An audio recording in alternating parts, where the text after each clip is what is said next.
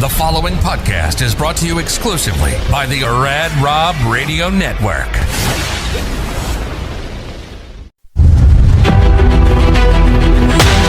Imagine a place where mental health, resilience, sports, and the power to never give up all come together. This show is about life. It's about mental health. It's about bouncing back stronger than ever. This is Reset and Rise to the Unbreakable with Amanda Moore.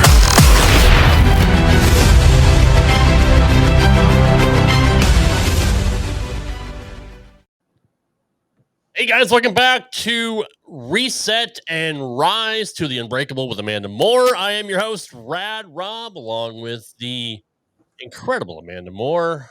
Good evening, Amanda. Thanks for being here. This is going to be a tough one. Yeah. Good evening.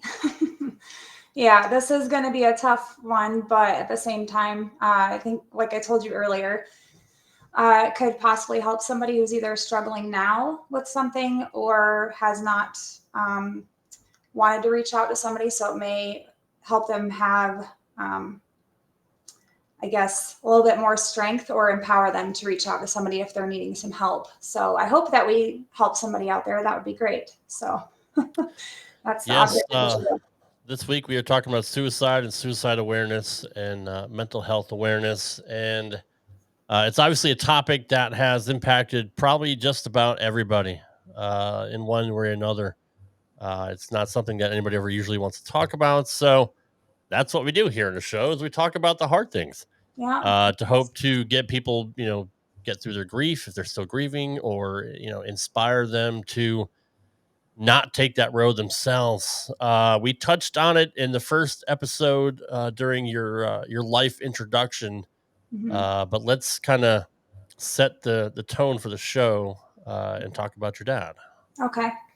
So my dad committed suicide by a gunshot wound to the head when I was 5. He served in the Navy. He was in the Vietnam War. He was dishonorably discharged. He was diagnosed manic bipolar disorder and manic depressant. I don't really know a whole lot of what led up to the entirety of his suicide. I know he had some personal issues in his personal life with my mother. He was drinking. I think there may have been some drug use at some point in time or substance abuse when he returned. So then fast forward, you have me and my sister, and then my half brother. If you watch the first podcast, you know about that. My sister committed suicide in 2019. I would say that's the picture of the last time I saw my sister. I went out there and took a trip, and everything seemed fine. That was hard. So my dad, it took me a long time to get over his death. My mom did not tell me the truth about my dad until I was 16. She told me with her twin sister, on the river dike in Clinton, Iowa, where I'm from. So I never knew how my dad really passed until then. And at that point, a little while later, I was given some pictures of my father. I was given bowling stuff of my father's because he was a pretty good bowler. He was a writer like me, so he wrote poems a lot. Then I was given 2 letters. One letter he wrote a month before he passed, and one he wrote when he passed. That was eerie, of like a suicide note, but it was kind of cryptic, if you'd say. So for years, I held on to all of that. My sister was given some of my stuff of my dad's too, which has since been lost. My sister happened to move around a lot. She'd leave stuff places or just forget about it. So I held a lot of resentment towards my sister for a lot of years for that. So I would say probably 30 years it took me to finally come at peace with my father's death. And for so many years, I spent time just every Christmas, because he died right around Christmas time. I would read those 2 letters and I would try to figure out what he was trying to say, because there were some differences in the 2 letters that you could tell he was trying to say something, but you couldn't quite figure it out. And I never figured it out. And so I held on to those for a long time, along with his pictures and everything. And I just have the 2. My sister got the majority of the pictures. Then when my sister passed away in 2019, I'd taken a trip out 2 years prior, went out there to go see her. I hadn't seen her in a few years since I moved to Idaho. Went out to see her. Everything was great. She was fine. She's very much like me, puts on a smile, a happy face. She doesn't want anybody to know when she's hurting. She was on again, off again with boyfriends, on again, off again with use of marijuana. She drank on again, off again. And I will never forget the day in 2019, my parents were out here visiting. They always come around June 16th is my son's birthday. So they always came around there for a whole week. The day after my son's birthday is obviously Father's Day that year. And I remember my stepdad vanished from the living room, and he just was pacing outside on the phone for a while. And me and my mom were sitting in the house. And at the time, my husband at that time, my son's dad, had come home early from work, and that never happens. And he sat in the recliner and just didn't say a whole lot. And I could tell something was going on. So I walked outside, walked out the back, and my dad was on the phone, and he turns to me and he's like, just, go away, go away. And I looked at him and I said, no, what is going on? Something's going on. He's like, just give me a minute. And he got off the phone and he looked at me and he's like, your sister killed herself last night. And I just was in shock. I didn't even know what to say. I didn't know how to feel. And I was like, oh my God, my mother, she's here. She's going to lose it. I don't know what we're going to do. So we walked back in the house and pretended like everything was okay for the moment. But then as soon as he told my mom she lost it, then I had to become the strong one for her. I tried to help her through it and talk her through it, try to console her. My then husband was trying to be there for me because I couldn't cry. I was put on this strong front, but I didn't want to cry because I didn't want to take away that moment from her being the mother of my sister. So I didn't really grieve or have time to mourn at that point. They got everything in order, and then they packed up and left the very next morning. And then they started making plans for the funeral, obviously. So that was hard for me because not only is Father's Day already hard because of my dad. Yeah. Then I have my son's birthday. Now I have my sister's death, and they all streamlined together ever since 2019. I had made a choice that year to tell my parents, you are no longer allowed to come out here in June at all, or even the beginning of July. I can't do it. So they came out for a couple more years after that until I cut ties with my mom completely, which we talked about in the first podcast for various reasons, and we haven't spoke since. But I will tell you, my sister, she was in a relationship, which we'll get into this later, of the warning signs and things that can cause suicide. My sister had attempted suicide 3 or 4 times. She tried to OD on Tylenol one time. She tried to OD on a prescription medication. She tried cutting herself. She tried different things. My parents had put her into a mental institution to try to get her help. She did everything right by pretending everything was great, and got herself checked out early. That's part of the care in the mental health system that I don't agree with. So anyway, she got out early, and then she had a boyfriend that she never had an easy out. She never had the weaponry, I guess, available to her. So she had a boyfriend, and he taught her how to use a handgun for protection purposes in the home. They were living together. I guess they were on again, off again, would get in arguments, this or that. And there was one night they got into an argument, and he told her, you need to pack your stuff and get out. And she went to go in the bedroom like she was packing, And next thing you know, she took her own life. And that one is super hard for me. She sent me a text message 2 days prior, and she sent me a voicemail that day, basically crying out for help. But what I was told is she went to work that day and she was normal. Like everything was normal. She was greeting everybody, smiling. Nobody would ever know there was anything wrong. And looking back on it, there were so many times she was crying for help, but nobody listened. Like we listened. I remember we listened, but it's hard to describe. We listened, but she had cried for help so many times, and we tried to help her, but she wouldn't listen. Right. I think as humans, we eventually just tune stuff out when we really shouldn't. So I've lived with guilt and shame for that for the last 6 years. It's been super hard.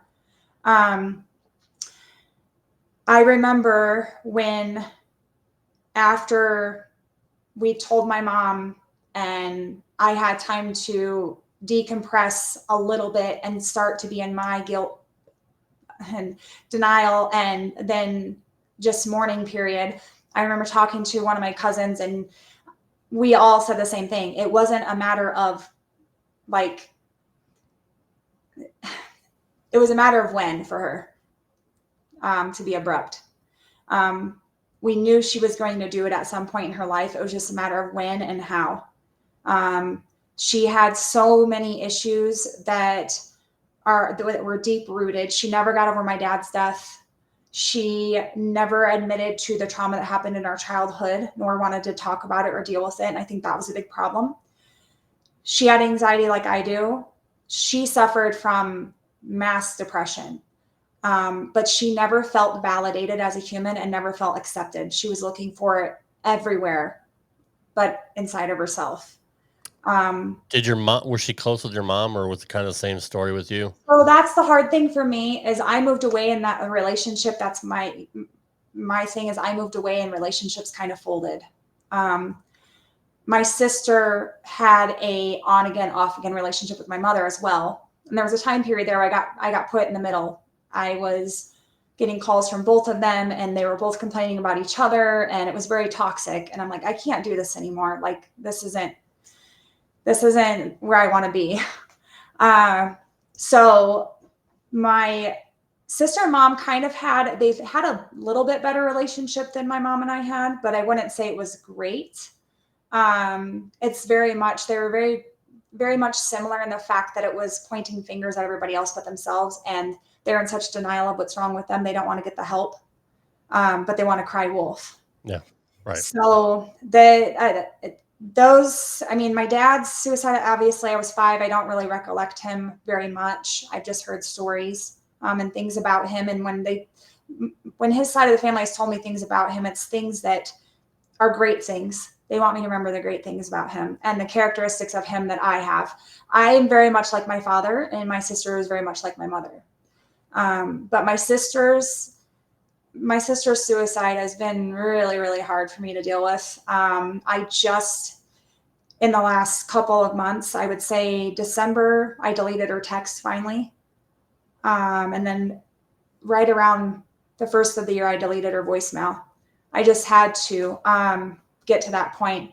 Same thing with my dad's quote unquote suicide note. I tore it up and threw it in the trash a year ago. I couldn't, it's like, why do I want to keep making myself suffer in pain of the unknown? And I think that's the hardest thing is you don't know. Like we can put all of these preliminary thoughts or suspected thoughts in our head of why somebody did what they did or why they chose it. But at the end of the day, even if they write a suicide letter, you don't really know what actually set them off to do it. And unfortunately for my sister's boyfriend at that time, he struggled really hard with it.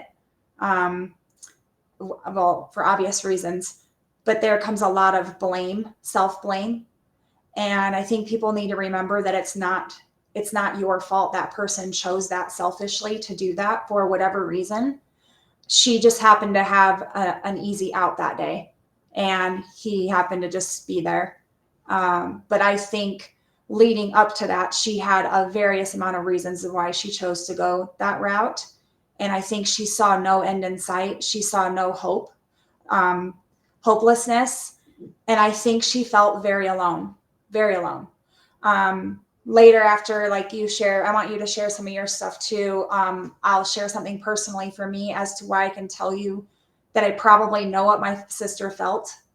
And I do know when people you're close to start projecting things on you because they don't want to deal with it themselves, that is a huge sign that something's wrong. My sister called me and left me a voicemail calling me every name under the sun, told me I was the worst sister. I was, piece of crap. I didn't call her enough. I didn't text her enough. I didn't spend enough time with her. I moved away. I ruined her life. Like all these horrible things, putting the blame on me for how she was feeling, what she was dealing with. And to some degree, yes, I wasn't the greatest at one period in my life with keeping in contact with people. I kind of moved out here and wanted to start a new life. And I kind of wanted to forget the trauma and forget the mess. Yeah. So that's on me. That's something I have to deal with. But at the end of the day, she made her choice. And I can no longer choose to blame myself for her choice because I didn't inflict it on her. I didn't tell her to do it. I know her and I both, when we were younger, we dealt with a lot of bullying. And then of course we had our childhood trauma. And I just think there was a lot there to unpack. So anyways, if you want to share a little bit about yours, hi, Tim. If you want to share a little bit about yours, and I'll share my really personal thing, and then we'll get into some statistics that I pulled from both state and national. And then I really want to delve deep into veteran suicide today because I have quite a few veterans that follow me on my page, and they've really made some great comments to me about veterans. So. Before I get into my dealings, I do want to ask, did your sister blame you, or sorry, was she jealous that you moved away and you were starting a new life and she felt like she couldn't do that? But I mean, I'm assuming she was jealous that you got away from all of the BS and she didn't.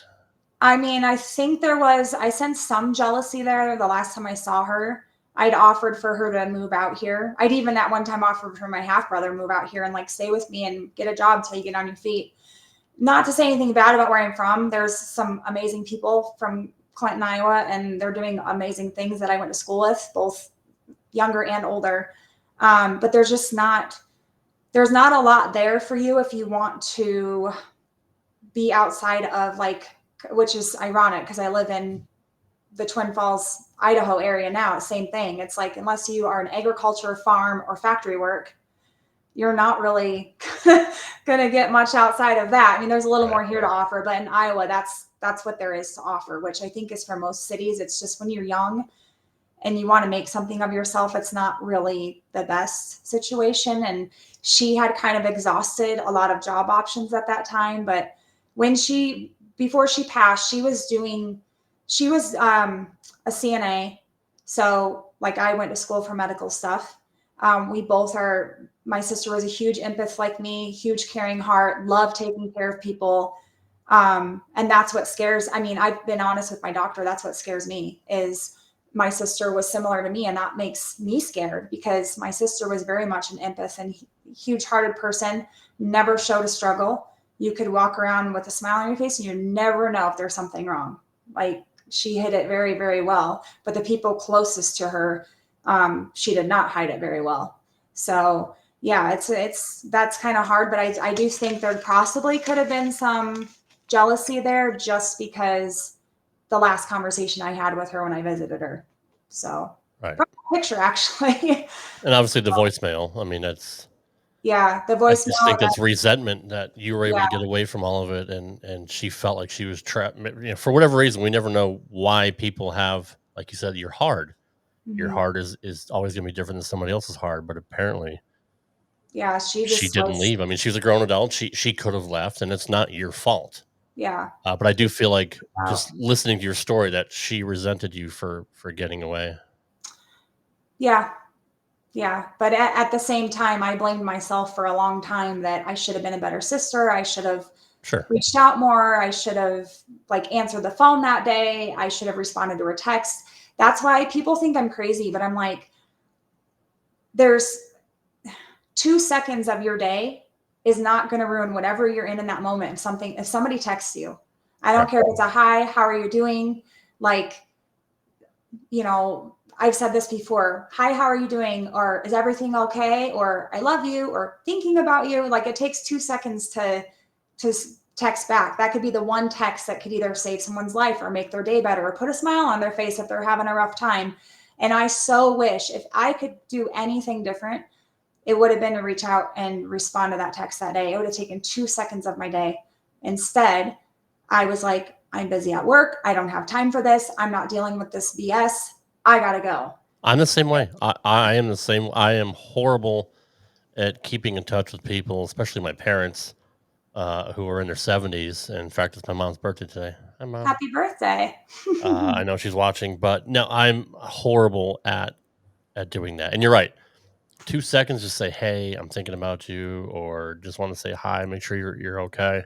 Hi, Can Chris. literally make somebody's day. Literally, just to let Yeah. you know that you're thinking of them. And you're right; it does not take much. But Yeah. nice comment we got here from Chris Drake. Welcome to the show. A wonderful and powerful lady takes an incredible person to leave themselves vulnerable to help others. That's what you do. You used to post a lot more often, but you do have a lot of posts to where you try to inspire others to get better, as we talked about last episode. And even one person seeing that is enough to say, well, she can do it, I can do it. Yeah. And this is another example of people follow you and people know your story and people can relate to you. But anyway, getting into my association with suicide, and it's impacted not just me but my friends and my family as well. The earliest one that I can remember was a third cousin, I believe his name was Dennis. um, Killed himself. I don't know if it was before I was born or when I was really young, but one of my earliest memories, maybe when I was about 5 or 6, was that he had committed suicide, and I believe it was with a shotgun.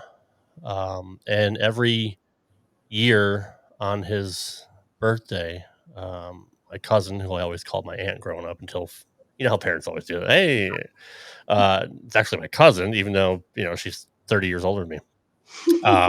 Every year on her Facebook page, she'll wish her late son a happy birthday. So, I mean, even to this day, 40 something, 50 years later, it doesn't go away, and Yeah. it never will go away. But that was the first as a child that I ever heard of anything like that.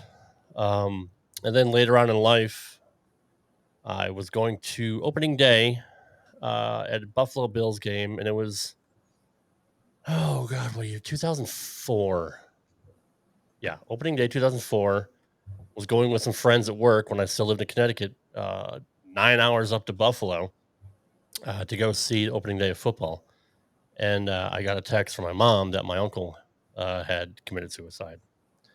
And I won't mention his name, but he was actually ran a funeral home. So he had seen so much death over the years. I can't imagine what that would do to somebody, having to take care of somebody's loved ones and get them ready for the last time they're going to see somebody.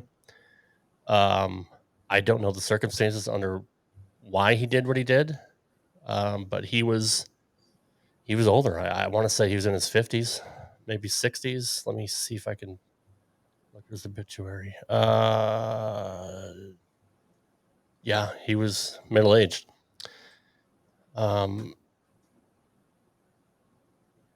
My stepdad still can't really talk about it that much. We don't really talk about it.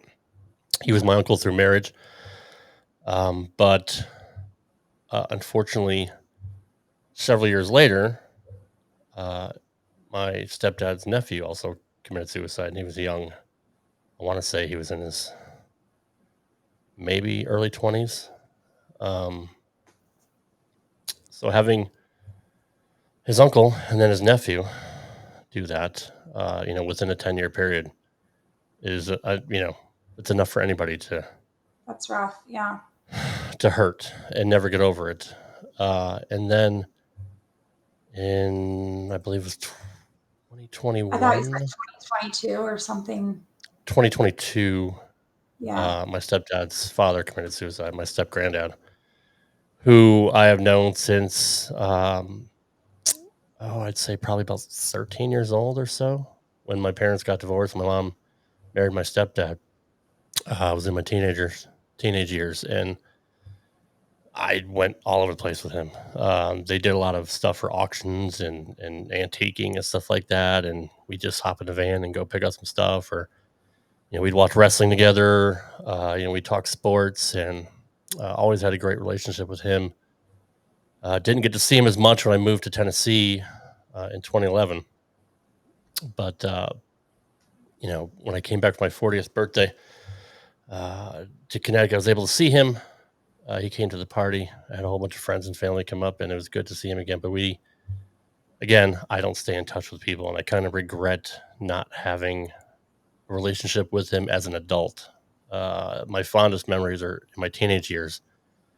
You know how life gets, especially with Yeah. teenagers. We just do our own thing, right? And Yeah. even in your 20s, you're just I have trying an to get 18-year-old son that I don't see as much as I thought I would, because yeah, between being an adult now, he has a job and he drives and he has friends and a life, and yep, it's hard. So I try to instill in him, like, make sure that I'm a priority, yeah, because you don't want to, I'm not getting any younger, and you don't want to regret it later on, And I exactly. know people that, we all either have parents that live close by, or we have parents that live far away, or we have family, even same thing. You got to try to make time for them, because they're not going to be around forever. And Yep. you don't want to live with regret.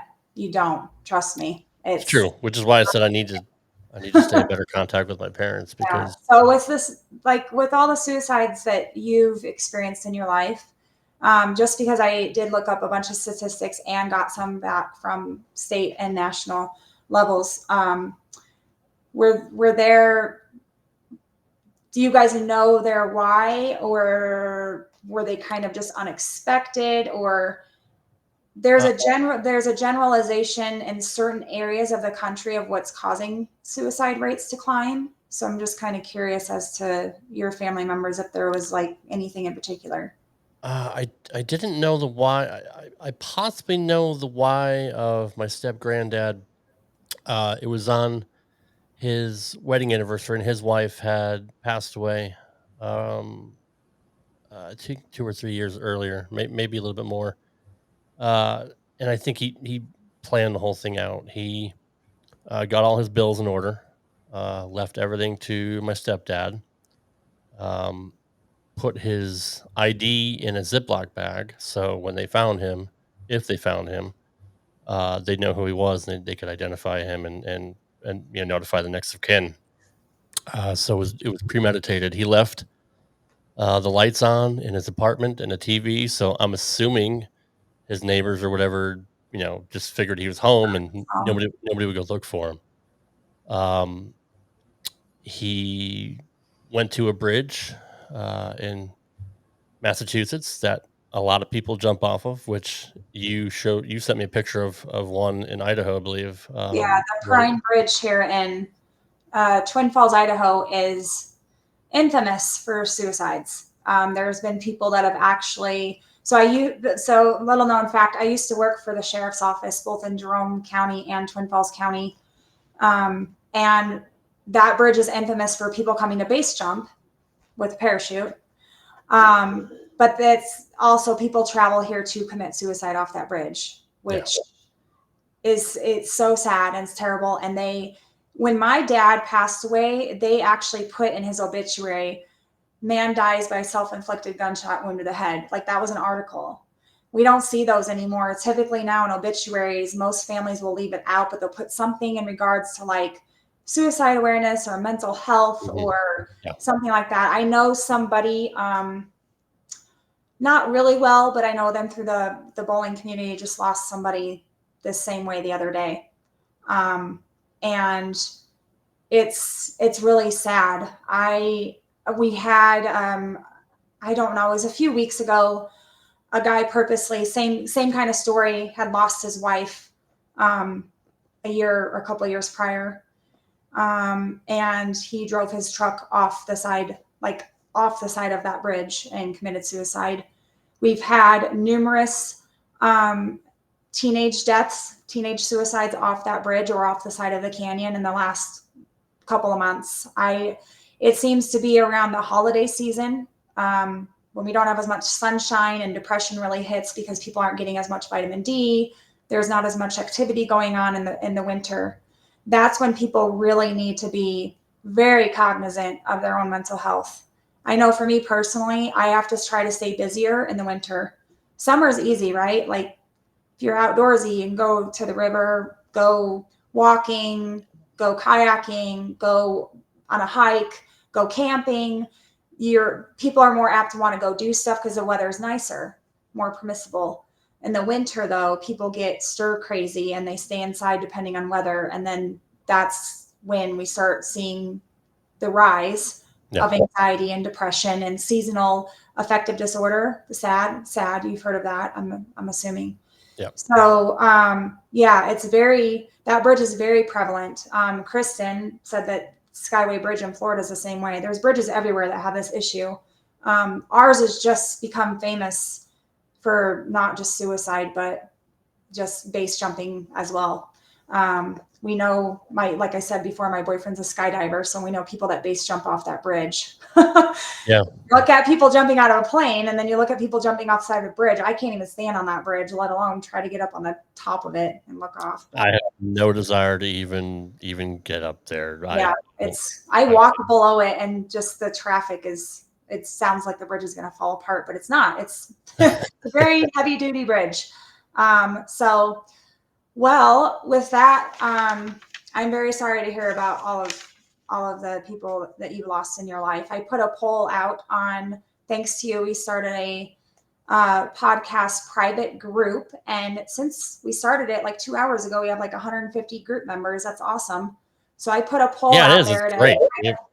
I put a poll out there to see if people have experienced suicide loss in their life and if they haven't at all. So if you're part of the group, answer that, because I'd like to get some insight on to how many people suicide affects, because it doesn't just affect you personally. It affects the community. It affects relationships. It affects like family.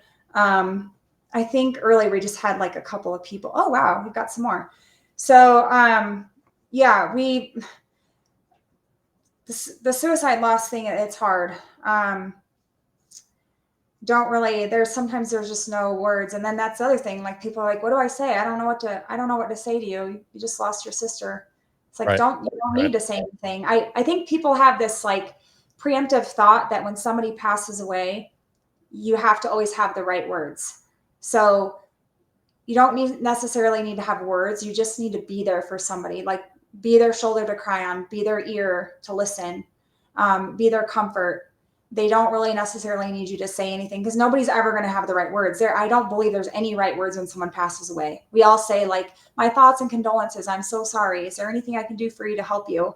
Like the only thing you can do to help somebody really is listen. That's the best thing anybody could have ever done for me. So before I dive into some really eerie like statistics, they are really disheartening, like petrifying. The suicide rates just keep climbing, and it's I don't know what's going on, but I'm going to find a way to. I used to be a part of AFSP, which is the American Foundation for Suicide Prevention. I want to get back into that. I just didn't have enough time before then, but I want to get back into trying to help in some way, shape, or form, not with just our community and this podcast platform, obviously, but other ways to help, and especially veterans and young teens. Those are the numbers that I found most concerning. But personally, there's only 3 people in my life that know this story. So last summer in July, I went and participated in the TAT tournament in Las Vegas, Nevada. And that's the True Amateur Tournament. It ended on July 4th, and I took off the next day to head home. at the time I was married, and I was having a lot of issues at home and personally and just all around. And bowling was not a good time in life. Not only was I having issues, my spouse at the time was suffering from depression, and I had tried and tried and tried to help, and I couldn't. And then it started. I'm the type, I can feel others' emotions. So if somebody's feeling something, it weighs on me too. So I started having issues, but I was having issues with stability in life. I think I finally came to a point of knowing what I wanted in life and what I wasn't going to tolerate. I also was getting bullied heavily through the bowling community by certain individuals that I basically would get paralyzing anxiety just pulling up to the bowling center. I didn't want to walk in. I didn't want to lace up. I didn't want to bowl. I didn't want anything. So that tournament was kind of like my getaway, have fun, go see what I can do, hang out. It was great. I met Norm Duke. I met Tim Mack. I met the staff from CTD. Like I had a great time. I met Jacob Buttriff. I have all these pictures of all these amazing people I met while I was there. So it was awesome. The whole drive home, it was almost 9-hour drive home. I just found myself like get into the slump of like, oh my God, I have to go back to reality, and I have to go to work, and I have to deal with financial issues, and I have to deal with all these things that I didn't want to deal with. And there was a point where I felt so down and out one day that I went to work that morning, and I knew I shouldn't have went to work because I couldn't even, like, my hand and my coffee cup was trembling. I couldn't talk. I couldn't see straight. Everything was fuzzy and blurry. I couldn't keep my thoughts in process. My mind was going a mile a minute. I went to work that morning and I lasted like 2 hours. And then I'm like, I can't do this anymore. I got to go home. So some stuff happened at work, and I was basically told by my boss, like, you just go home. He was super awesome. He's like, take the day off. Don't think about this place. Go relax and get your wits about you. So I did. But it was the next day. I drove to the side of the canyon, which is called, it's a Grandview pullout. I still have a hard time going there to that pullout when I go for a long walk, which I'll be going there tomorrow, but I just can't park in a certain area. And I was parked there, and I remember calling one of my friends, my best friend, and I called her and she was at work. And I was just hysterically bawling. Like, you couldn't even make out what I was saying. Mm-hmm. And she's like, sweetie, I love you. I'm at work. I can't, there's nothing I can do right now. Is there anybody else you can call to help you right now? Like she could tell I was in distress. So I happen to have a friend that's a cop, a city cop. And I was hoping he was on duty, but he wasn't. And I think the reason I was hoping he was on duty is that he would take me to the hospital and get me the help I needed. But he wasn't on duty. So what he did in turn, he sat in my car for near an hour with one of his friends sitting there waiting for him to be done talking to me. And he talked to me, and everything came spewing out that was wrong. At that point, all my vulnerability was on the table. Raw, unfiltered was on the table. There was nothing being held back because I just needed to tell somebody. And he said, look, this is what I'm going to do. I'm going to follow you to your doctor's office. Where's your doctor's office? And at that time, I was so distraught. I couldn't even remember the road's name. I couldn't remember my doctor's name. I couldn't anything. So finally figured it out. He followed me there. And that doctor's office saved my life that day. That off-duty cop friend saved my life, and so did the doctor's office. I went into the doctor's office, and the doctor was not in that day, but his nurse was. And I'd just been in there a month prior to renew my anxiety medication. And she sat there and gave me some water, talked to me, gave me resources of things I could call, asked me, like, do you feel like you're in a safe spot to go home? Or do you feel like you need to go somewhere? Or do you feel like you need to get checked into the hospital and stay here a night? So we made an appointment for me to see the doctor the next day. I said, no, I'll go home. I'm safe there. There's nothing going on at home that would cause me to be unsafe. But I do need to see somebody like tomorrow. And so they gave me some medication to kind of help me settle down. And granted, remind you, I have a heart condition. So like my heart rate getting really high and having anxiety on top of it, it can sometimes feel like you're going to have a heart attack. And then you put all that on top of it, everything was through the roof that day. So they spent probably 2.5, 3 hours of uncharged time trying to get me to calm down and get me to a place where I was mentally okay to walk out. I mean, I walked in there with my sunglasses on sobbing, but when you're in that state, I didn't even know if there was anybody around me that saw me that day. I didn't know what the waiting room looked like. I just remember the receptionist, and she looked at me like a, oh crap face. And she was awesome. She did not make it very announced that there was some kind of panic going on. She just took me back to her room very calmly and quietly and got me the nurse, and they got me the help I needed. I went and saw the doctor the next day. And for, I would say, a good 6 months, I saw him almost weekly. And they got me on the medications that worked for that time being until we weaned me off of them. Because I, like my first podcast, I told you I really don't like medications, but at that time I needed something. He got me into counseling, which helped. I've never been one that like, I'm too prideful to go to counseling. I think they do help, and there's a time and place for them, whether it be personally or in relationships or professionally. And so I got the help that I needed. And that's when I was diagnosed with CPTSD, because we did not know that a lot of my anxiety issues and all of the issues I was having with self confidence and security was stemming from childhood trauma.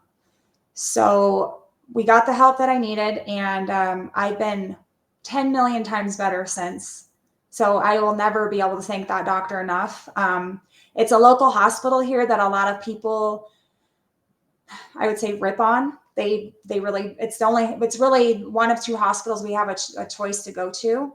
But I can say I've had my fair issues with that hospital regarding my cancer. But when it came to that, they don't mess around with suicide or attempted suicide. My thing was, I don't think I was going to actually do it that day. I think I was crying for help. And it was the first time I cried for help ever in that sense. I just felt, ironically, the same way my sister felt the last time I talked to her, very alone. Like I had no one.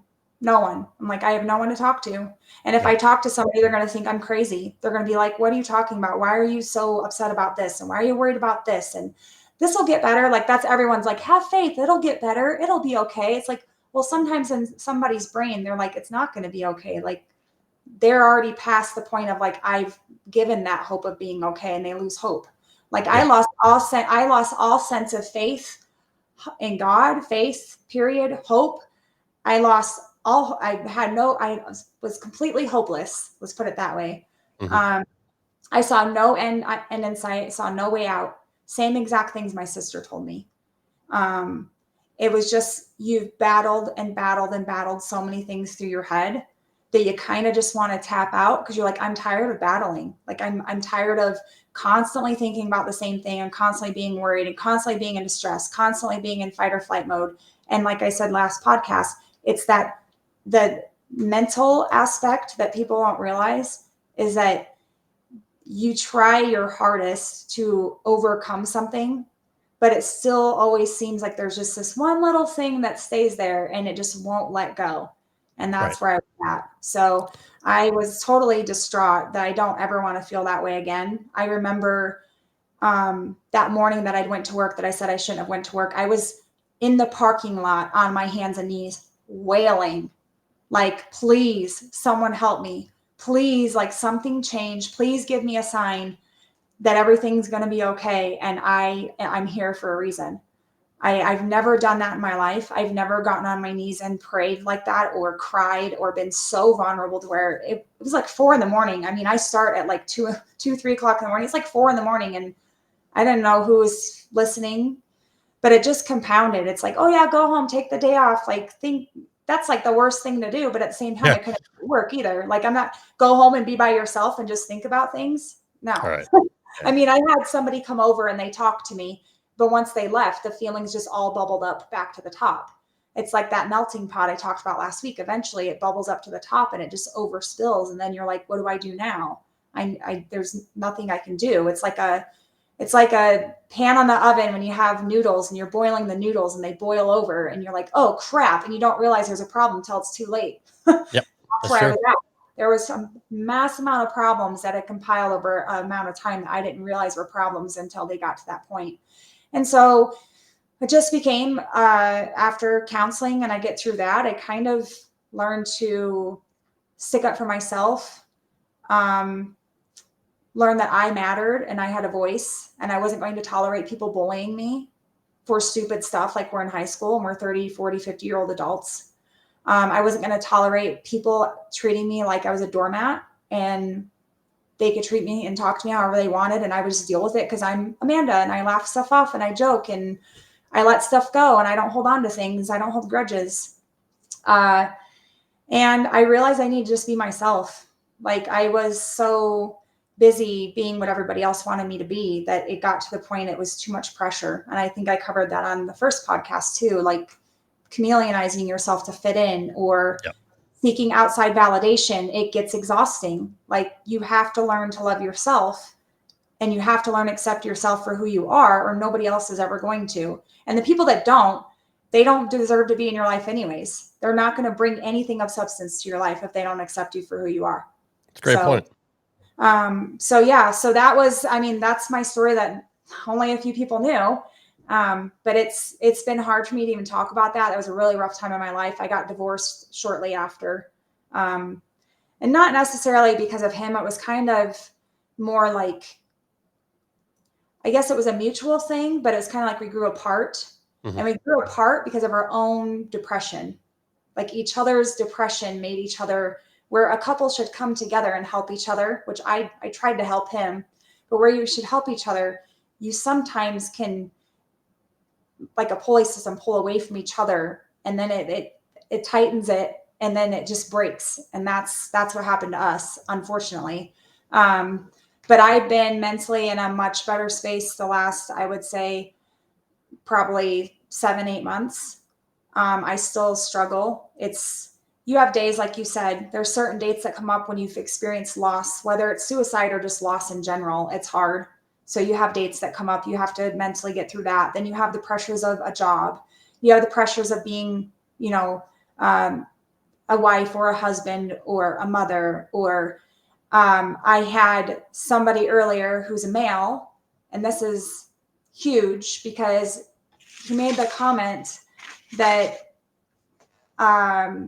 the issue is asking for help makes people look less of a man, even if they ask, no one would help because others have their own problems. But I told him, I said, that's not just related to men. I think women feel like that too.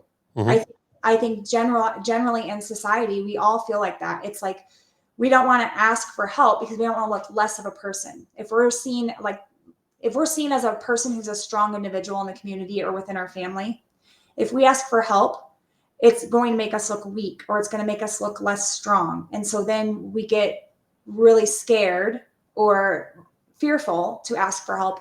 Plus, we all know everybody else is dealing with something in their life that's in some capacity.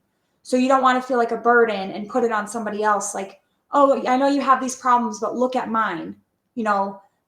Then you feel like you're putting that on more onto their plate when they're already dealing with their own stuff. So I would just encourage anyone, like, kind of, you got to learn to swallow that, whether it's pride or ego or whether it's just fear. You have to learn to swallow it and reach out to somebody, because there's always somebody willing to listen. You might call 2 or 3, 4 people or reach out, and they may not respond, or they might respond with an answer you don't want, but there's going to be somebody that'll be taking time to listen. And I've always said to anybody, I'm like, if you have no one to talk to, you literally can message me, because it doesn't go anywhere. It stays with me. And I know how that is to feel. That day I felt hopeless. I felt like I had nobody to talk to, and that's not true. I had somebody. It was just getting the courage of going through my contacts list and being like, who do I know that would be least judgmental, less critical, and will just listen or will help me get the help I need? And then I called 2 people, and both people were willing to help. It's the fact that you have to just reach out and somebody will help and listen. So I always say, be a voice in your actions. So in your actions towards people, that's your voice speaking to them, whether you speak words or not. So if you know somebody needs help, or if they're reaching out to you for help, you should take the time to at least empathize with them, or be there for them so it shows that you care. And people can tell when somebody's not being genuine and when they're being fake or phony or they're pretending because they just want gossip or they want to talk. Those aren't the people to go to. And most people know who those people are in their life. So reach out to somebody and just if somebody reaches out to you, be there for them. I think, like we talked about on the first podcast, we never know what somebody else is going through in that day. So I know a lot of people personally, like they are the most bubbly, happy people. But once I've gotten to know them and they start telling me about their life or start telling me things, I'm like, I would have had no idea, because you look like you got it all going on and your life is so wonderful, but it's not necessarily true all the time. So yeah, that's my little story with that. Well, thank you for sharing that. Yeah. But I just wanted to share a few things. So I'm going to talk about the state of Idaho for a little bit. I know we have some watchers that aren't in Idaho, but they haven't come out with the 2024 statistics yet. They come out later, 2025. So it'll probably be like September, October when they come out, I'm assuming, based off records and history of when they come out with things. So in 2023 alone, 457 Idahoans died by suicide. That was fourth highest in the nation. Wow. Yeah, fourth highest in the nation was Idaho. So Idaho consistently ranks in the top 6 to 10 states for suicide. That's crazy. To me, living here, I'm like, what? Like, right, we have Boise, Idaho. That's like our biggest, like the city that everybody knows the most. It's big, but like we're not these other states that have all these huge cities and all the crime. But there's crime everywhere now. Yeah. So suicide is the second leading cause of death in Idaho for ages 10 to 44. Wow. With that being said, ages 10 to 24 are the most prevalent on that number. That's insane to me. Yeah. When I read about kids that are under 16 or under 12, I'm like, what on earth could possibly be that bad at that age? Yeah. True. You think of doing that. And I know bullying is a huge, huge problem. I know there's schools that I've heard of. I've seen people post it on Facebook. I've heard about it here. There's schools that faculty just they don't take bullying seriously. It's very, it's looked past a lot. I don't understand it. Well, it's worse now with the advent of social media, because back in the day, I got bullied in school. I was a tall, skinny kid. I kept to myself a lot. I had older kids on the bus that would, take my lunch money or, threaten to beat me up, and you go home, you get over it. You know what I mean? But nowadays you got Instagram, everywhere. You got Facebook, you got Twitter. I mean, it never ends. You could post an embarrassing video of somebody. TikTok too. TikTok, Snapchat. You have all these. We have so many avenues of how bullying can take place. Even as adults, I know a couple of years ago there was a girl that shared some provocative photos through Snapchat of herself to a male, and he screenshotted it and saved them, and then he was showing them off to a bunch of people and using it as a bullying blackmail tactic. And that's blackmailing is essentially bullying, in my opinion. Yep. Right. And that did not bode well with her mentally. So yeah, there's so many different tools, and it's not just in person where it happens, like you said, But it's also that there's a lot of, what I've noticed, a lot of kids, and especially a lot of people in their younger 20s have no social skills whatsoever. And I think with the advent of tablets and cell phones and YouTube and reels, and people, kids now aren't outside playing anymore. They're watching TV. They're on a tablet. Electronics. Yeah. And they get desensitized because there's so much information out there, and they get overstimulated, and they don't have enough interaction with other kids anymore. And parents, will just give them a tablet. I see kids out in dinner, tablet and headphones on in a restaurant. Like I look, it's no different than an adult doing like doom scrolling. We're just scrolling, and if you watch like reels, okay. So a lot of people think these reels are funny, but there's some of these reels where they're not funny. they are funny, but they're literally picking on somebody or making fun of somebody or cracking jokes at the expense of somebody else, like to make pranks a reel, to yeah. get likes and comments and things, to get maybe possibly a payday off social media, or just get the attention. But they don't realize, like, there's that person on the other side is still a human. Yeah. At the end of the day, like, I'm not saying, like, don't go make funny videos, but I just think there's a tactful way to go about it where you can make stuff funny and not put somebody's mental health at risk over it. Right. So I don't know. But I wanted to point out one thing I found, which is nationally, there's 135 suicides per day. Like, that's a lot. I mean, when you think nationally, you're like, well, that's not a lot. Look at the population. It adds up. So in 2023, that showed that approximately 49,316 deaths total happened in the U.S. from suicide. Wow. So we have some of these facts that are up here that I found some really good pictures. But so suicide is among the top 11 leading causes of death in the U.S. And in Idaho alone, the suicide rate has increased by 43.2% over the past 20 years. And it doesn't seem to be disintegrating at all in numbers. It just keeps going up. So I have the warning. Do you have that picture of the warning signs of suicide? Okay. Yep. So that's what I was talking about.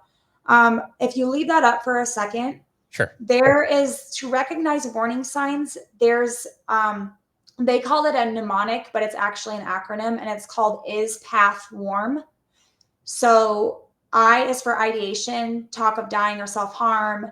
S is for substance abuse increases, like alcohol or drugs. P is for purposelessness. They don't feel they serve a purpose. Then you have anxiety or agitation, feeling trapped, hopelessness, withdrawal, anger or irritability, recklessness, and mood swings. So if everybody kind of like watches out for that is path warm, and people that you may know, they may not be necessarily suicidal, but it can lead to suicidal thoughts. And I think I've talked to enough people that we have come to the conclusion that I think at some point in time in everyone's life, they have, I wouldn't say necessarily suicidal thoughts, like I'm going to kill myself, I don't want to be here anymore. But we all are like, can this just stop? Like, what's my purpose here? Why am I even here? And why is this happening to me? And then you think of like, maybe the world would be better off without me, or maybe everybody else would be happier if I just go away. Like, those are all suicidal ideations or thoughts, but it's not the act upon the thought. And I think all of these is path warm signs is something we all need to watch out for, because they can lead to depression and increased anxiety and increased mental health disorders or issues at the time. And if you start compiling all of those things, then it's going to spell problems down the road. So if we can catch it early on with people, especially if it's people you know that you're close to, and you start recognizing these, or it becomes a pattern, maybe sit down and have an honest conversation with the person. They may not want to talk about it at first.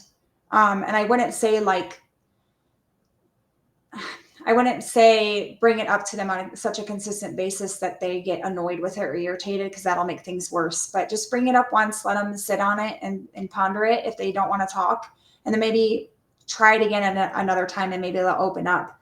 Like I said, a lot of people's thing that they struggle with the most is fear of being judged, or fear of someone going and talking to somebody else about their problems, or somebody doesn't want to listen, or nobody's going to be there for them. So if we can get past that, it'd be a lot better.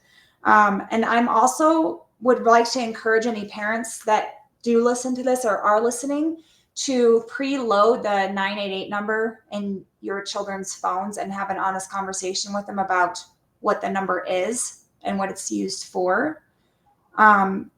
What they found is a lot of younger I should say younger adolescent and older generation over 65, when they get distraught or they can't recall things because they are so distraught or they're in a sense of fog, they can't remember the number to dial for help. Even though they've minimized the number to 988, there's still people that can't remember it.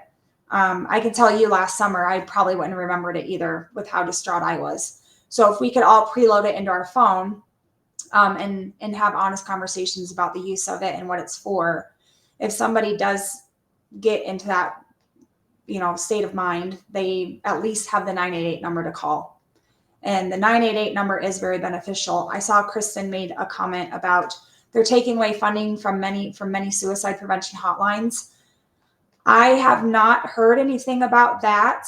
I'd be interested to know why or how we could help to prevent that, because that is a number that is needed. It does make a difference. Just somebody else listening sometimes is not all that's needed. Sometimes people want somebody that they don't know to listen because they'll be a little bit more apt to share because they know that person they're not going to run into them in the grocery store. Yeah, that's Idaho alone. That's what I was talking about earlier. So I just highly suggest if you're worried about somebody, I would check on them and ask direct questions to them. If you notice somebody's acting out of character, if they're saying things different, if they start picking up habits they normally wouldn't do or doing habits more than they would, or if you just get a sense, sometimes you get a sixth sense that something's off with somebody. Like I told you, Rob, yesterday I was short in text with you. I was having a kind of an anxiety-ridden day, and when that happens, I kind of shut down and shut out. And the people that know me well, they check in, and I had a few check in. They're like, "You seem a little off today." So unfortunately, my business, where for work, I have to deal with people, and some of them all day long.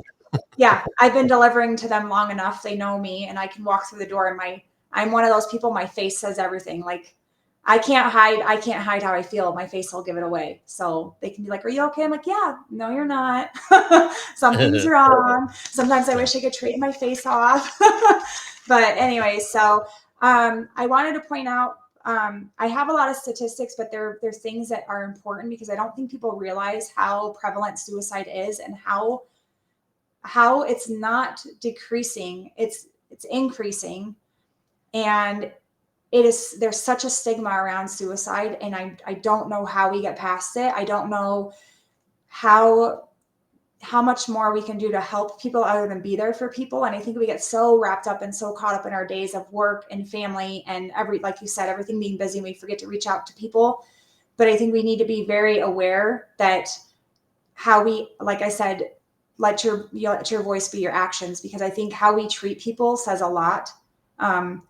That smile you give somebody today could be the one smile they got from anybody all day, and it can make a difference. So always try to be that kind, nice person. I'm not always perfect with that. I'm very much have my days where I just don't want to talk to anybody. I don't want to be around anybody, and that has nothing to do with them. But I'm at fault too. I could do way better. I think we all could do way better. But with that being said, I found this statistic that is wild. So it said cities with highest suicide rates for 2025. So they already have this statistic out just for this last 7 months. So the cities are Reno, Nevada, Colorado Springs, Colorado, Juneau, Alaska, Missoula, Montana, and Billings, Montana. So I'm like, that's weird. Like, what? That's all like West Coast, it doesn't make any sense. So then I was like, well, why is that? It's social isolation. So these people live in desolate areas with not much population. There's not much to do. They're kind of just out there. We have higher firearm ownership. So a lot of, if you look at those are states where people either they carry firearms, or it's like Montana. Okay. You have hunting, you have ranchers, they have firearms, you have hunters. Yep. Economic hardship. So there's, of course, that's going to be a thing too, where people are financially struggling and they feel like there's no ends to the means and they can't get out of whatever debt they're in. And they've gotten themselves so deep in a hole that they don't see any end in sight. And right now the economy, or lately the economy in the last couple of years has not been helping some people's situation either. And then we have environmental factors such as high altitude. I did not know this, but high altitude, some research links show there's increased depression and suicide risk with altitude. So Colorado Springs, Colorado, you have higher altitude. So, and then you throw in snow and nasty winter and anything else. Now you're just doubling up on problems. So I just found that really interesting that those were the cities and states that are experiencing the highest suicide rates for 2025 right now. It's kind of scary. Well, I get that, especially the whole altitude thing. Lack of oxygen to your brain. Obviously, your brain's not functioning. Yeah, that's what the research is linking it to is lack of oxygen to the brain. And then Reno. Have you been to Reno? Yeah, I've bowled many women's and opens tournaments in Reno, and it's not somewhere I'd want to live. No offense to anybody that lives in Reno, but I wouldn't want to live there. Why they put a national bowling stadium there? I don't it's get beautiful. I bowled my best I've ever bowled there. The stadium's great, but outside of that, it's other than the casinos and all that, no, I have no desire there. And again, you're right. Remote, desolate areas, like Montana and the Dakotas and even Idaho. Just in Alaska. What are you gonna do in Alaska? It's cold all the time. Like, you make babies, and that's about like. What else do you do with your time? I'm trying to make light of it, but no, it's true. Like the desolate areas. What else are you gonna do? There's nothing other than go out and hike or hunt. How much hiking and hunting can you do for your whole life? Yeah. So I get it. I totally get it.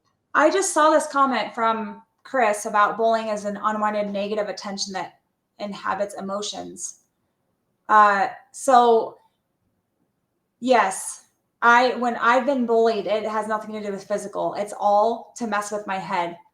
Like these bowlers would bully me for what I wore. They'd bully me if I bowled bad. They'd bully me because I would bring 6 balls to league, or they would bully me because I dressed like I was bowling a tournament and I'm at league. And I never understood why. Sorry, my fingernails are really bad. I never understood why, but I had to get to the point where it's on them. Like somebody's like, say something to them. Like, don't let them talk to you like that. I'm like, what good is it going to do me? Because they're either going to continue to do it, or it's just going to bring light to that, which is what they want. They want me to bring light through chaos. I'm not going to do that. So I'm just going to let them say what they want. But for the longest time, there were a few times I was bullied, and I would go home crying in my car. Yeah. And I would feel like the biggest piece of crap and wanted to quit bowling. And I got to the mental state that I thought about quitting bowling because of these people. And it's like, why am I going to give them the light that they want because they just feel like being mean? So I got to the point over the last, few months when I've taken the summer off to kind of rethink about that. And it's like, that's on them at the end of the day. I'm not going to let somebody ruin my sport or my hobby because they want to be buttholes. Yep. That's not fair. I've spent too much time, too much energy, so much dedication to something I love doing. That it's not, if you love doing something and it's your hobby and it's your passion, I say, keep doing it. Let the bullies be bullies, or let the people be however they want to be. If they want to be rude and they don't want to, share the joy in your hobby, they don't want to empower you by cheering you on or supporting you, then like I said before, those aren't the people that you need in your life.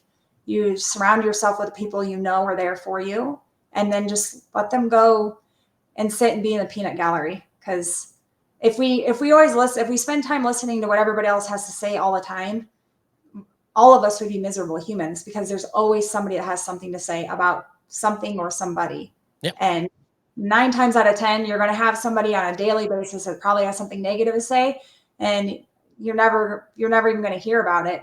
It's those ones that you do hear that hurt the most. So I think with the bullying thing, again, it's not just the adolescents that are experiencing it. It's just society as a whole.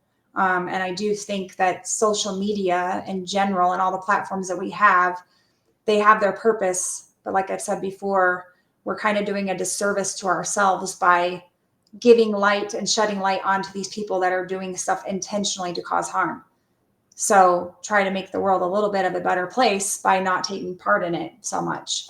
That's like if I run across a post or a reel or something on TikTok now that I'm like, that's to me, I'm like, that's not even funny. That's mean. Like I will scroll right past it. It won't get And a lot of it isn't real life either.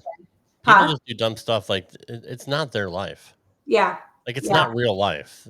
Obviously, they're making things, even if it's positive things like kids videos, like getting a Yeah. whole bunch of toys and their kids play with, like that's not real life. Either one, you're getting sponsors and they're sending you stuff, but Mhm. like people. There's a channel on YouTube my daughter watches called um, Unspeakable. And they just do dumb stuff, like just a bunch of dudes that get together and do weird stuff, like fill their whole room with Jello, or put a whole bunch of trampolines in their house, and they're jumping off their banisters and all. Like that's not real life, but kids Yeah. love it, right? Like kids love that stuff and they want to see it, but they don't realize like these guys do it on purpose. Number one, most importantly, is to make money Yeah. because they know they're going to get millions of subs and views and all that, and like we get so lost in watching other people's lives that one, it's a little bit of a getaway just to get away from your own problems and all that. But number two, Yeah. whatever you see on social media like that or reels, it's not true. It's not real life. It's something that's organized and scripted and written out. Mindless Um, entertainment. it's mindless entertainment. Yeah, it is.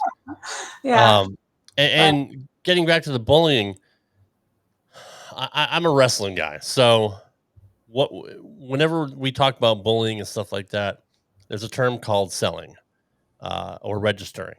If a bully is going to say what they say to you, you don't sell it. You don't register it. You don't even give them the time of day. You just let it go. And yeah. eventually they'll give up because, like you said, they want the attention. They want you to clap back. And if you don't, what do they got? They got nothing. If you refuse, if you're stonewalled and you don't say anything to them or you act like it didn't bother you at all, then it'll just go away. It's just, Yeah. it is a feeling about power and being able to dominate somebody either mentally or physically.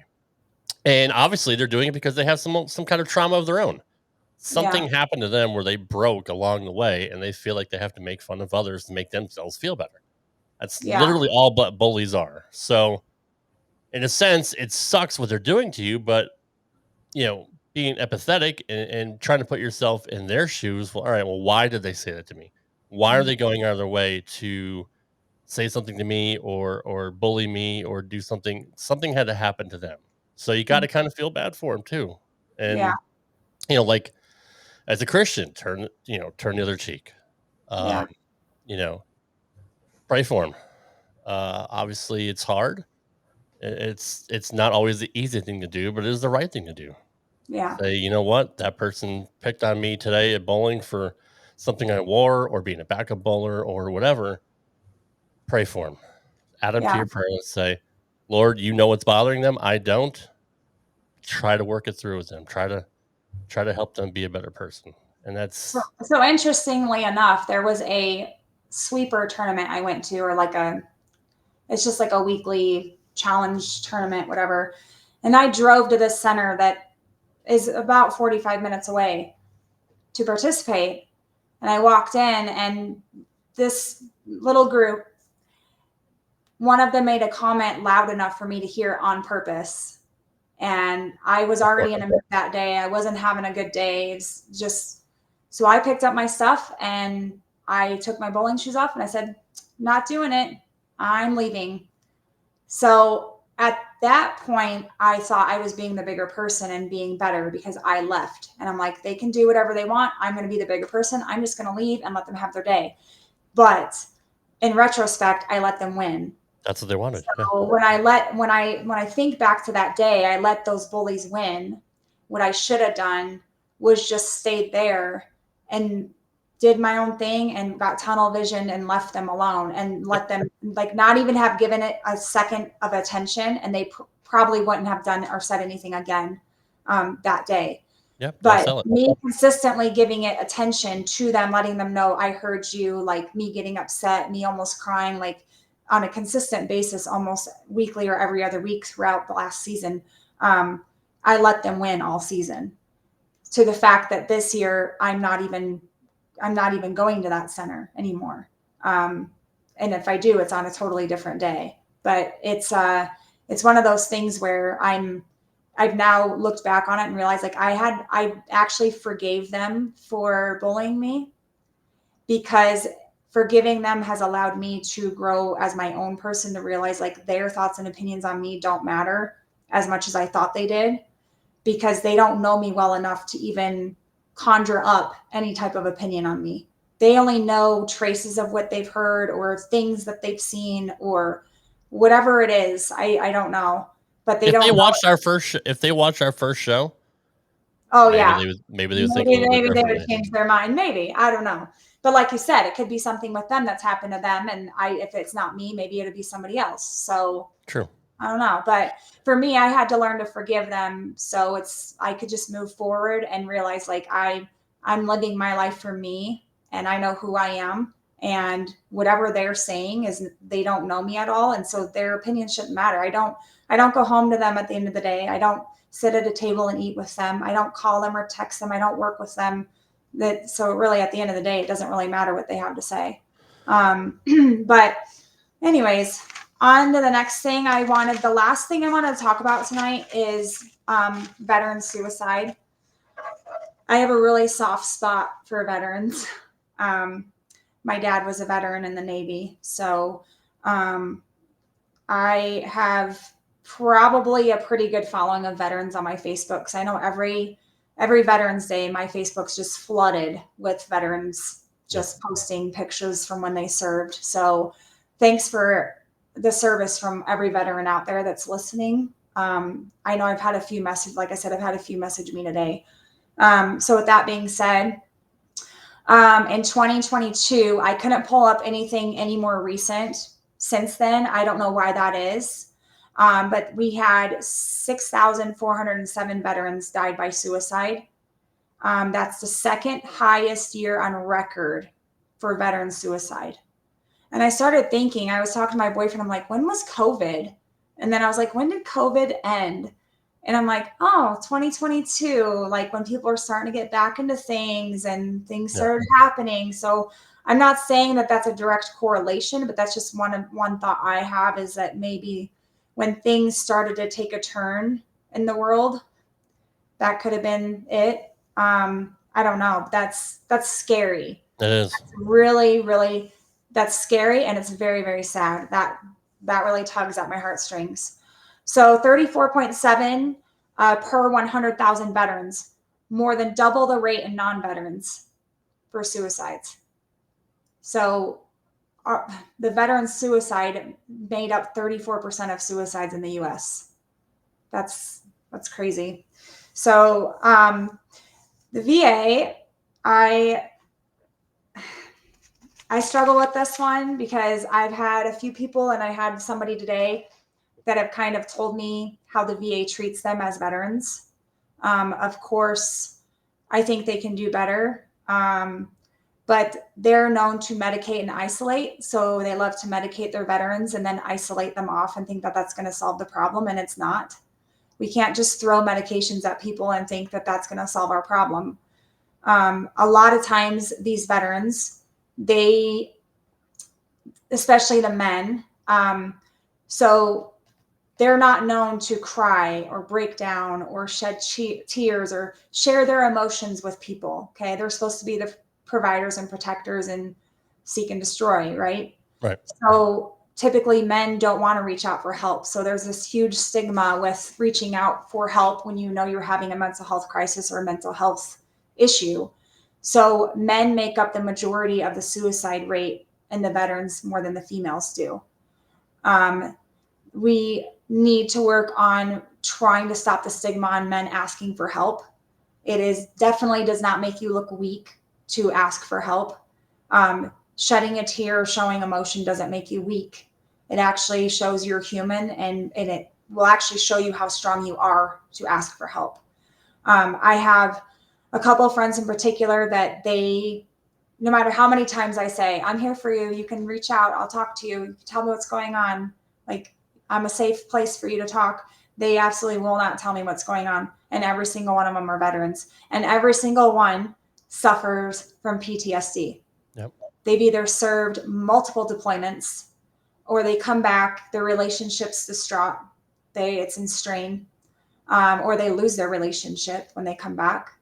So that got me to thinking, and I started looking up why veterans have a higher rate of suicide.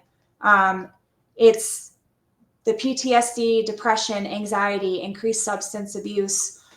They have moral injury. So moral injury is like profound guilt for what they've done overseas, or serving our country in general, or violation of their core values. That's moral injury. And that, I mean, if you're in the service and you come back home after fighting for your country and you see and do things that morally are not right to you and you're not okay with it, but you stepped up to the plate to fight for your country, it can, I mean, I used to think, oh, you're fighting for our country. You know what you're signing up for. Like, why do you have such a problem? But I couldn't imagine what those guys see or what they go through. There's a difference between thinking about it and actually walking it and doing it. Yes. And so I think Kristen had made a comment about law enforcement officers, and that is very much true. I think veterans and law enforcement officers, any job that requires you to see like incomprehensible things or take action upon things. See the worst in people. Yes, it can definitely cause problems. I've known a couple of detectives that I used to work with, or were a detective for another state. They have a lot of mental anguish. They see a lot of things, like you said, death, like, the funeral home guy, they see a lot of death, and they see that they have to go deal with the families after the death. They have to try to solve cases. We as a society, I don't think we realize that some people's jobs, like my job, I don't have any of that. But then there's other people's jobs that they deal with things that are significantly more traumatic than Sure. I mean, we can watch true crime podcasts. Yeah. But what if you're the detective who actually went through it? Like, you have to relive that, and you were there. Took, you're the crime scene forensic guy that took the pictures of a bloody scene. Like, well, for instance, I don't want to butcher his name, but the Kohlberg that just got sentenced to life for killing the 4 up in northern Idaho. He did some very, very sick things. And I couldn't imagine being a detective on that case, or even working on that case, period. I mean, that's why a lot of jobs, I think it should be a requirement. Like, my job doesn't offer any benefits. I have to go get my benefits on my own. And believe it or not, with as much as I pay for my medical insurance, I have no benefits when it comes to mental health help, or mental health counseling.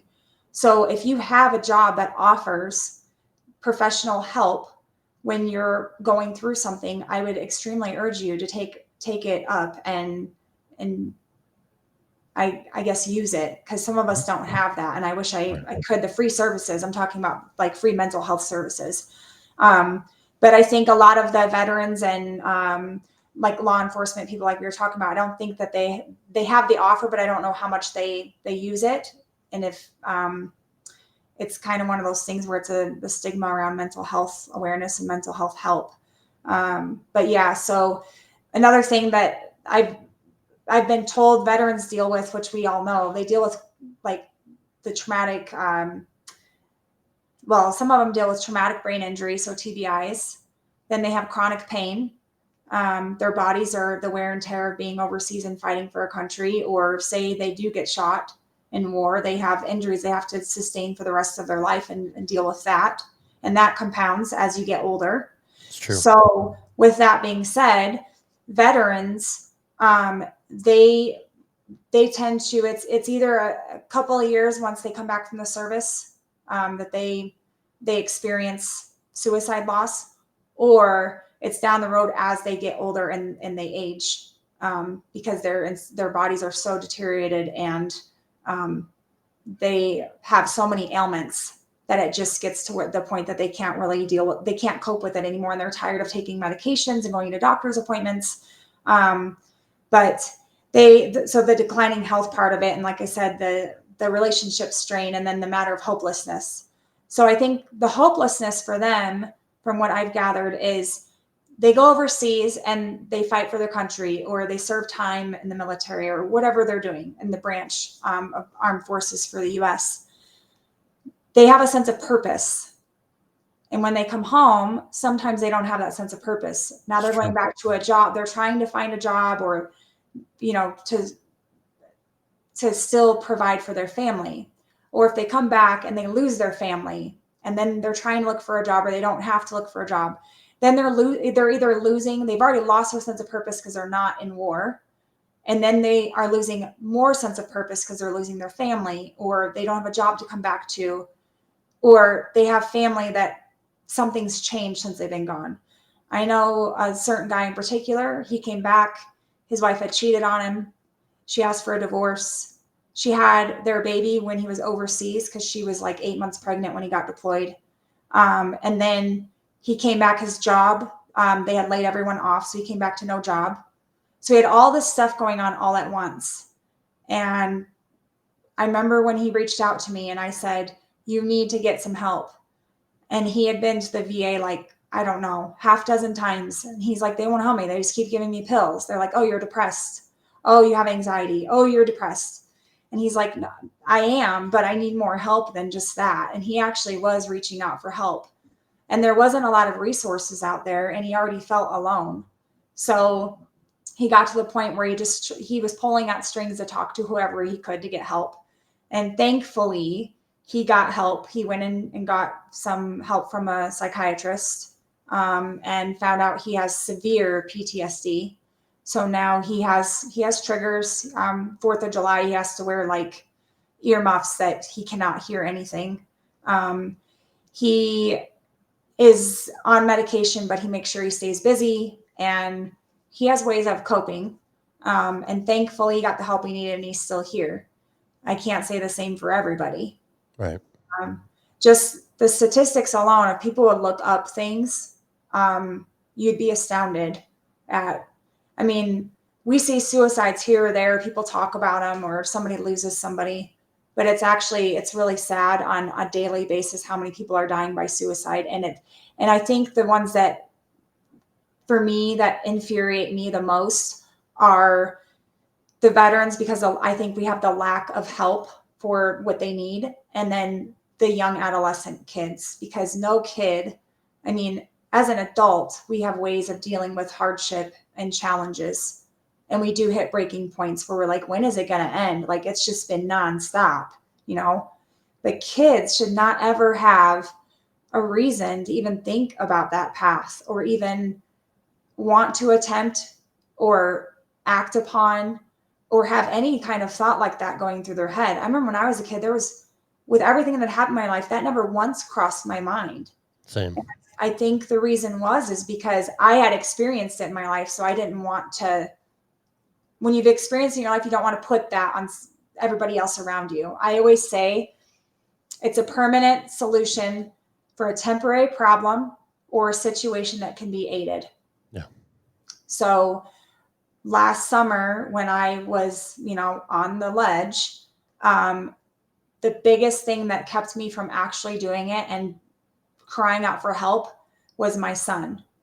Because you start to think, what are you going to leave behind? How is it going to affect not just your family, your immediate family, but your friends, your coworkers, your community, all the people that you know? It affects everybody.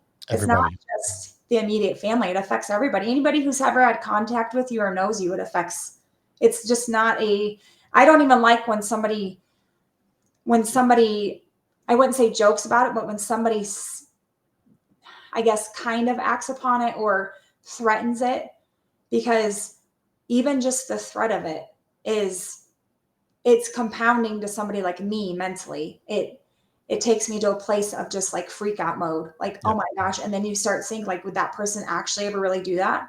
Because my sister, like I said, she had threatened it for so many years, and then attempted 3-4 times. And then she eventually did it. And I said, it wasn't a matter of if, it was a matter of when.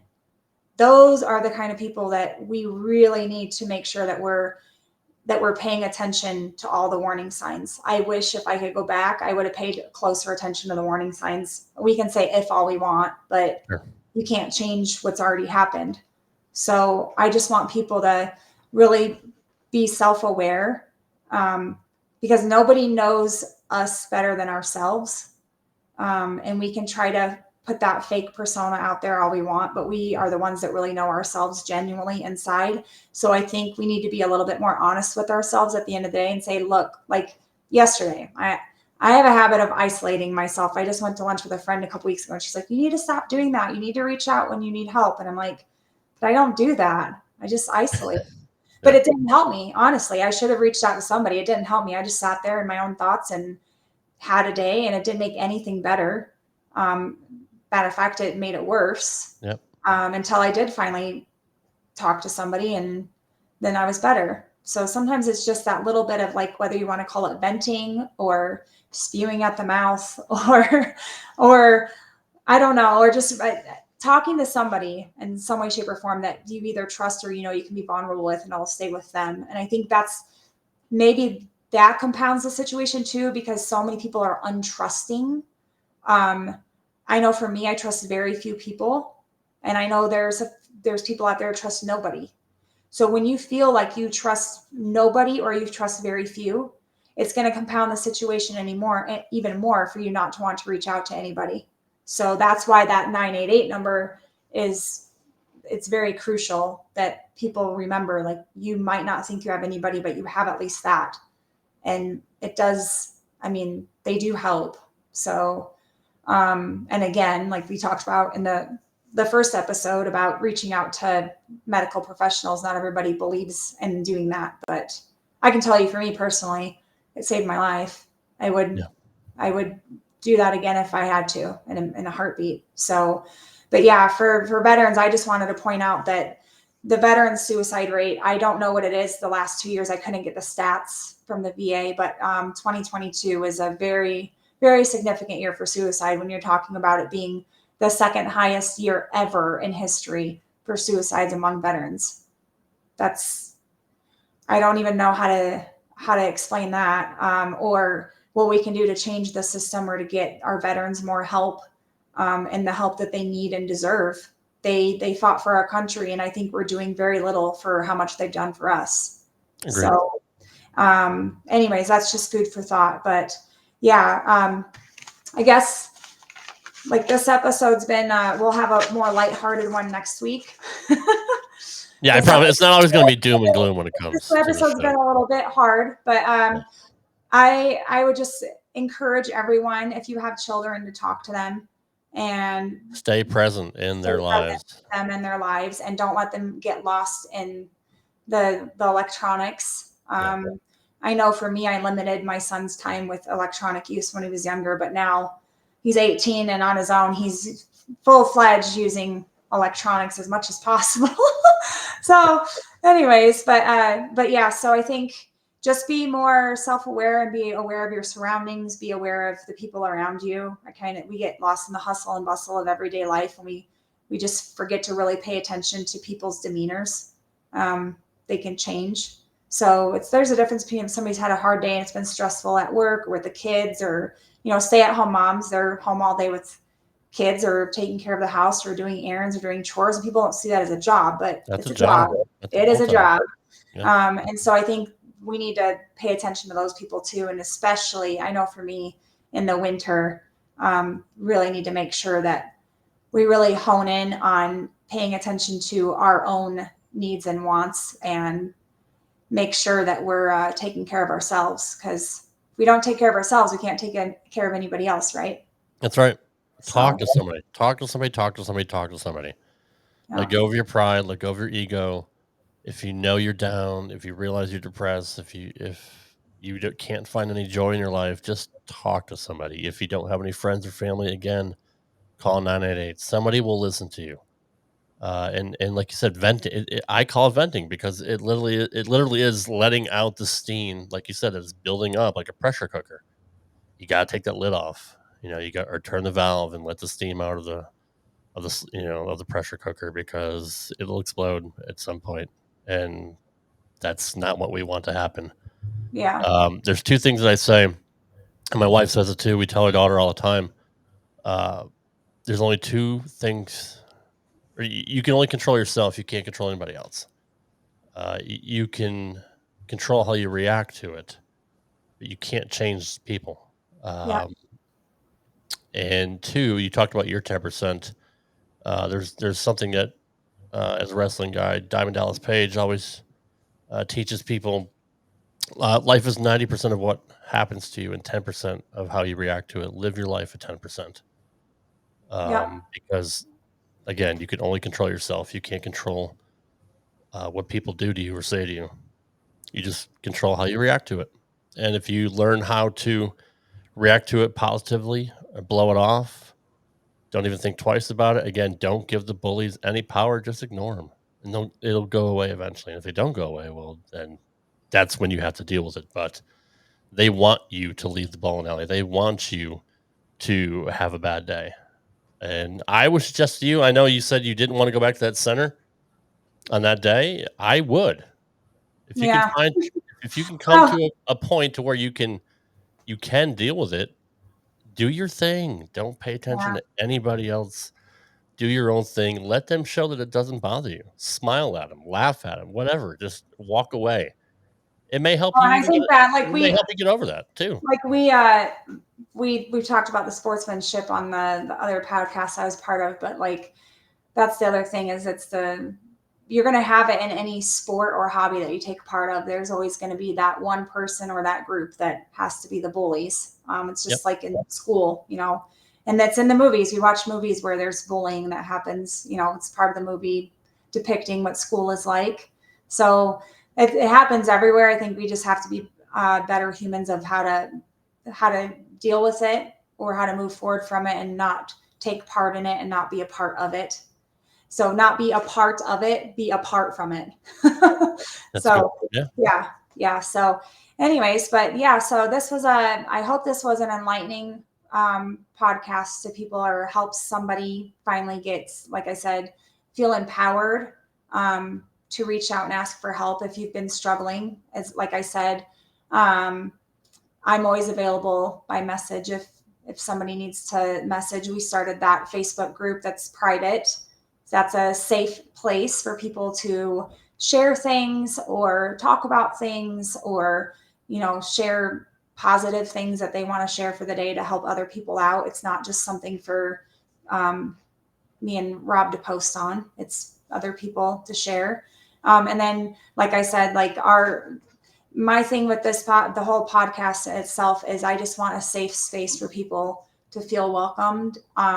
And to realize that they're not alone. And there's people out here like me and Rob that have a history, and we're very accepting of being raw and unfiltered with people. So maybe it will help other people to be more comfortable with reaching out and asking for help or learning to be themselves and being accepting and not so caught up in what everybody else is thinking. Because at the end of the day, none of us are perfect. We all have made mistakes. We're going to continue to make mistakes, and we're all constantly learning. I always say the only constant is change. That's true. Yeah. And there's nothing you can do about it. Change is inevitable. Yeah, it is inevitable. So anyway, so I just hope with this podcast we inspired somebody or we gave you a better outlook into what the stigma is surrounding mental health. And then maybe some statistics to help with suicide. I'll encourage you to help in some way, shape, or form in your community, or even nationally. Get on board with a foundation or an association that can help. I do know this year I'm going to try to focus on getting something done with the local school system here. See what they have going on. We just lost 2 teens in the last 3 months off the bridge from the same high school. One's 17 and one was 13. So that's too young. And for me, it's really difficult when I walk across the bike path and under the bridge and you see flowers and signs and pictures of these kids. Their families are devastated. And it's really hard to see that. So anyways, if anybody has any questions or comments, feel free to reach out to Rob and I via either a message or just comment on the YouTube page, or you can email us. Is it resetandrisepodcast.com? Resetandrisepodcast@gmail.com. At gmail.com. Okay, I'll get it one of these days. And you can find us on Facebook. Yeah. Yeah. So, and I think, next week we're going to lighten up the mood a little bit on the podcast. I haven't really solidified something yet, but I have something in the works. So we'll see what goes on with that. But anyways, I hope you guys all enjoyed the podcast tonight and got something from it. And, just be a voice for other people and your actions towards them. That's all I could ever ask for. And let us know what you think of the show. You can always please like this video, subscribe to our YouTube channel, leave comments that help us get through the algorithm. So likes and comments are big. Even if you just say, "Hey, I love the show," or just anything, just literally just help us out, help us get through it, because it's hard. There's a lot of content out there, but we hope you enjoy it. If you want to listen to the audio version of this podcast as well, it's available on all major podcast apps: Spreaker, Spotify, iTunes, iHeartRadio, Podchaser, literally anywhere you listen to your podcast, Podcast Addict. If you just want to listen to us on the go, definitely subscribe to us. My daughter just ran into the room. Looks like good timing because we're about to wrap it up. And yes, leave us a 5-star review on iTunes as well. That definitely helped us get through the algorithms on Apple Podcasts and iTunes. And you want to say hi? No, I didn't think so. It's bedtime, isn't it? Yeah. Her mother probably sent her. Her mom probably sent us up here. So again, we hope you enjoyed this show. I know it was a bit of a downer, but if it helps one person, that's exactly what we're here for. Again, reach out, talk to somebody. Suicide is the most selfish decision you could ever make, because again, it doesn't affect just you, it affects many, many people. And that's just something that you don't want to do. Number one, life is too short. You got to try to enjoy it somehow. And there's not much else we can say to that. It's nobody ever really wants to talk about it. But as we've seen here tonight and on Facebook, that it impacts everybody. Everybody that I know has dealt with it in one way or another. Yeah. And we just don't want you to go down that same path. So again, reach out to us, reach out to anybody. Call 988. Somebody will listen to you. And don't feel ashamed, because we all go through it. Well, Amanda, I appreciate you as always. You can also follow Amanda on Instagram at backupbowler83. You can follow the show on Instagram, TikTok, and Facebook. Reset and Rise to the Unbreakable with such a long Reset and Rise podcast on all social media platforms. And you can email us at resetandrisepodcast@gmail.com. Until then, guys, we will see you next week. We hope you enjoyed this episode. Take care, everybody.